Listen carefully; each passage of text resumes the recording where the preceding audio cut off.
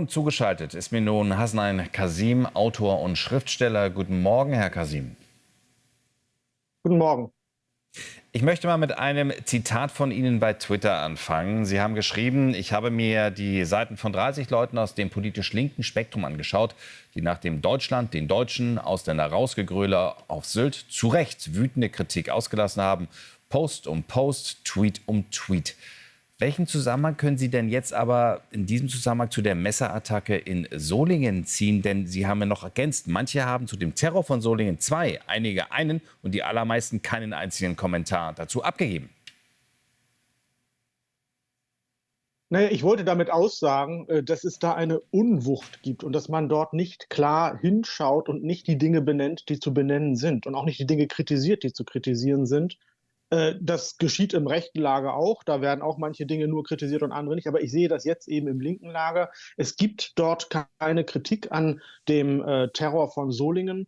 Es kommen immer wieder, und das klingt mir nach Ausflüchten, wir müssen erst mal die Fakten abwarten. Ja, natürlich muss man die Fakten abwarten, aber wie viele Fakten brauchen wir eigentlich noch? Wir haben dort ein Bekennerschreiben vom Islamischen Staat, dem sogenannten, diesem Terrornetzwerk. Wir haben dort einen islamistischen Täter, der mit einem Messer 3 Menschen getötet, mehrere Menschen schwer verletzt hat. Dazu muss man sich dann auch mal klar äußern können.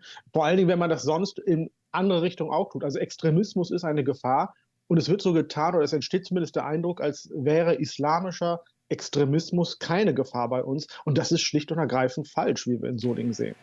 Aber wie erklären Sie sich denn, dass aus dem linken Lager tatsächlich keine Kritik kommt, dass man in gewisser Weise auf diesem Auge auch blind ist, dass man das versucht immer zu erklären? Selbstverständlich ist das Asylrecht ein wichtiges Recht in Deutschland. Selbstverständlich müssen Menschenrechte großgeschrieben werden, aber die Zahl der Fälle häuft sich und sie werden auch immer brutaler. Aber warum reagiert die linke Szene einfach nicht?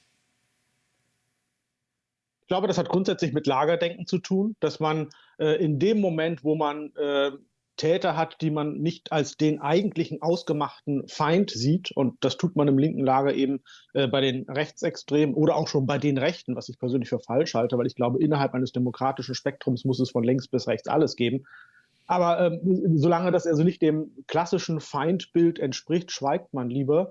Das ist das Lagerdenken. Und ich befürchte, aber das ist jetzt wirklich meine sehr subjektive Wahrnehmung, dass es im linken Lager eben auch gerade in Zeiten der sogenannten postkolonialen Theorie Leute gibt, die in Islamisten die armen, unterdrückten Hascher sehen, die sich eigentlich ja in Wahrheit nur wehren gegen den bösen Kapitalismus, gegen den großen, starken, globalen Norden. Und das ist natürlich fatal und Unsinn, denn Islamisten bedrohen uns alle, sie bedrohen unsere Art und Weise zu leben. Aber vielleicht ist es so, dass der eine oder andere, die eine oder andere tatsächlich denkt, die Art und Weise, wie wir leben, gefällt mir auch nicht.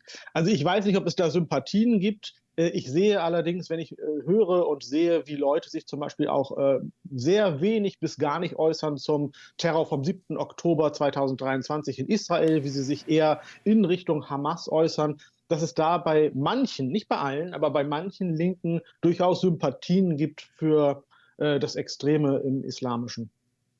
Wie beobachten Sie denn dann auch jetzt zum Beispiel das Treffen zwischen Olaf Scholz und Friedrich Merz, dem Oppositionsführer? Also die haben zum letzten Mal wegen der Migrationsdebatte im November zusammengesessen. Das ist krachend gescheitert. Nun wissen wir, sie sitzen im Kanzleramt, sie reden miteinander. Aber auch in diesem Punkt ist doch das große Problem, es ist doch mehr Symbolpolitik. Sie können nicht viel erreichen, weil für Scholz müsste eigentlich noch jemand von den Grünen und jemand von der FDP mit am Tisch sitzen, dass man einen überparteilichen Konsens finden kann, oder?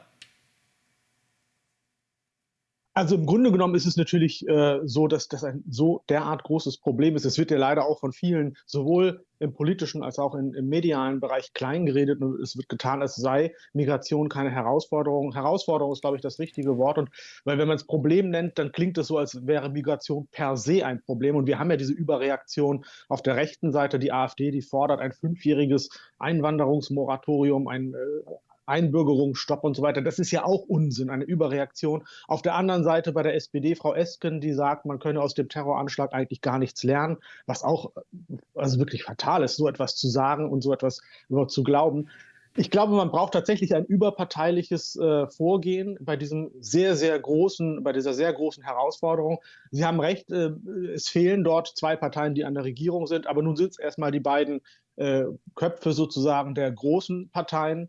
die da miteinander sprechen. Ich kann nur hoffen, dass es da zu einer Lösung kommt. Allerdings, Sie haben recht, das Wort Symbolpolitik, also wenn wir von Waffenverbot sprechen, von Messerverbot, das ist natürlich ein Aktionismus, der so tut, als würde man was versuchen zu lösen. Tatsächlich ist es nicht die Waffe. Kommt jemand mit dem Auto und fährt in die Menschenmenge, wie wir es beim Breitscheidplatz erlebt haben, mit dem Lastwagen. Es gibt andere Waffenmöglichkeiten. Also es ist die Ideologie, es sind die Menschen dahinter, die das Problem sind und nicht die Waffe. Herr Kasim, ich danke Ihnen für dieses ausführliche Gespräch. Danke auch.